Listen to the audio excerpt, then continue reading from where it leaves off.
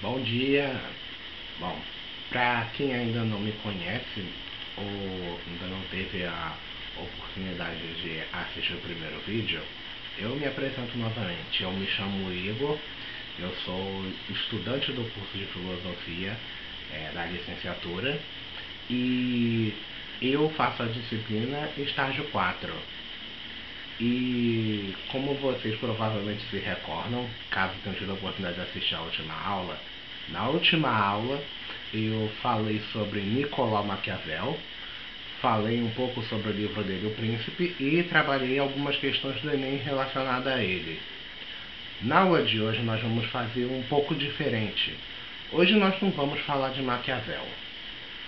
Hoje nós vamos conhecer o Nietzsche, filósofo que muitos de vocês devem conhecer, talvez pelas ideias políticas e um pouco talvez pela ideia do ciclo de eterno retorno, que é uma das ideias dele, e também pelo símbolo do Ouroboros, a serpente que morde a própria cauda, simulando o fluxo de continuidade.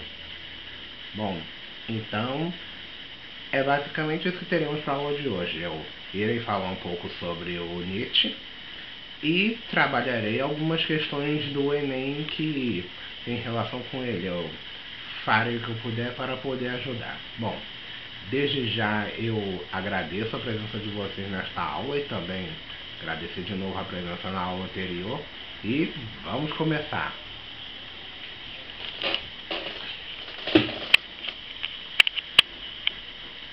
Bom, Friedrich Nietzsche é um pensador que nasceu em 1844 no que hoje é conhecido como Alemanha. Na verdade, na época que ele nasceu, era, se não me engano, Prússia Germânica. Ela mais tarde aqui veio se tornar o país conhecido como Alemanha. Ele é conhecido por ter tecido críticas na Europa, principalmente com relação à cultura, focando na moralidade que está ligada à religião. Bom, para que eu possa falar um pouco mais sobre as críticas que o Nietzsche tem com relação à religião, eu provavelmente vou precisar falar um pouco de um dos livros dele. Nesse caso, o livro A Genealogia da Moralidade. Se não me engano, o nome é esse. Então, vocês já sabem. Alerta de spoiler. A crítica que Nietzsche faz à religião e sua moral diz respeito ao modo como elas modificam o ser humano, enfraquecendo devido ao que o autor considera ser uma inversão dos valores naturais, os valores que os animais possuem por instinto como força e coragem.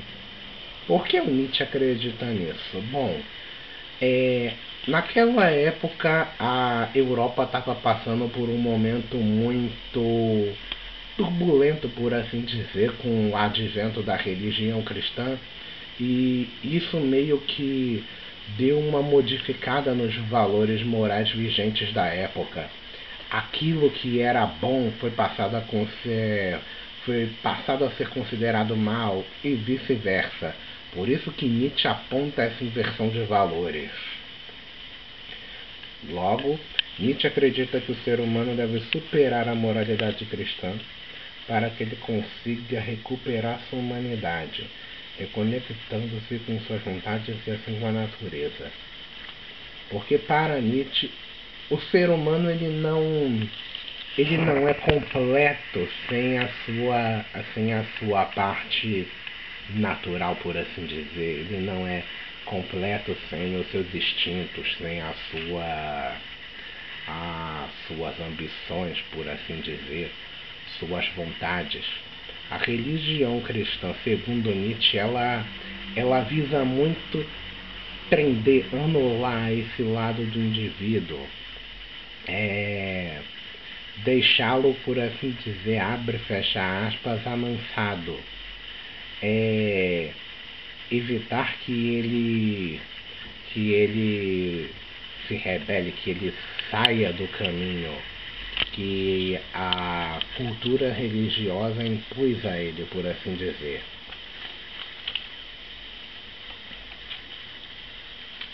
Nisso, o Nietzsche ele tece essas duras críticas à religião na esperança de ver se ele meio que conseguiria mudar um pouco o pensamento europeu com relação a querer adotar diretamente os dogmas religiosos. Bom, eu vou trabalhar as questões do Enem. Ó, a filosofia grega parece começar com uma ideia absurda, uma proposição. A água é a origem e a matriz de todas as coisas. Será mesmo necessário deter-nos nela e levá-la a sério? Sim, e por 3 razões. Em primeiro lugar, porque essa proposição enuncia algo sobre a origem das coisas. Em segundo lugar, porque o faz sem imagem e fabulação. E, enfim, em terceiro lugar, porque nela, embora apenas em estado de crisálida, está contido o pensamento tudo é um. O que, de acordo com Nietzsche, caracteriza o surgimento da filosofia entre os gregos. Letra A.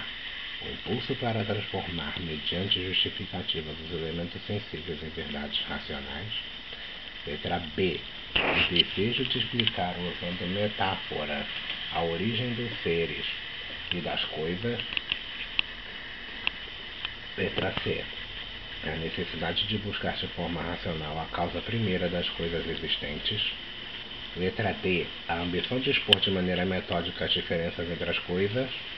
Ou letra E. Tentativa de justificar a partir de elementos empíricos o que existe no real. Bom, vamos à resolução dessa questão. Veja, o começo do texto de Nietzsche. A filosofia grega parece começar com uma ideia absurda. Em seguida, ele mostra a ideia da água como matriz de todas as coisas e explica a razão desse pensamento estar correto. Ou seja, ele mostra que o início da filosofia grega se deu com a necessidade de buscar a causa primeira das coisas, principalmente sem usar mitologia ou ideias religiosas. Letra C, que é necessidade de buscar de forma racional a causa primeira das coisas existentes. Bom, o Nietzsche ele não era muito fã de que as explicações para coisas naturais como de onde viemos e etc., como também como surgiu tudo, ele não gostava que essas explicações fossem muito presas à mitologia ou à religião. Ele tinha preferência de que as respostas para essas perguntas fossem buscadas de forma racional, de forma humana.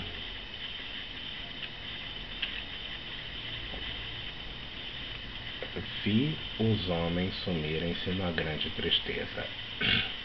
Os melhores correram-se das suas obras. Proclamou-se uma doutrina, e com ela circulou uma crença. Tudo é oco, tudo é igual, tudo passou. Nosso trabalho foi inútil. Nosso vinho tornou-se veneno. O nosso mal olhado amareleceu-nos os campos e os corações. Palavra difícil. Secamos de todo, e se caísse fogo em cima de nós, as nossas cinzas voariam em pó. Sim, causamos o próprio fogo. Todas as fontes secaram para nós, e o mar retirou-se. Todos os solos se querem abrir, mas os abismos não nos querem tragar.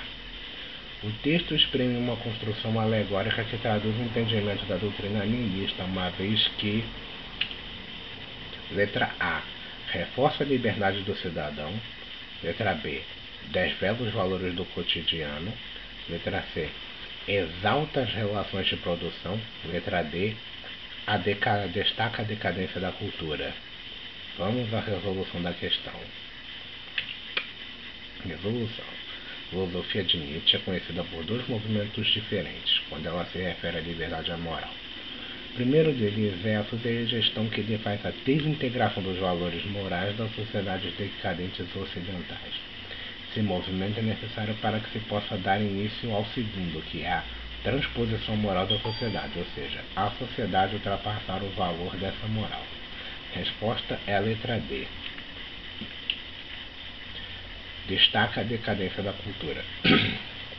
Como assim seria uma decadência da cultura? Bom, nota-se que na questão ele cita que parece que o trabalho dele e o trabalho de outros filósofos acabou por ser um trabalho vão,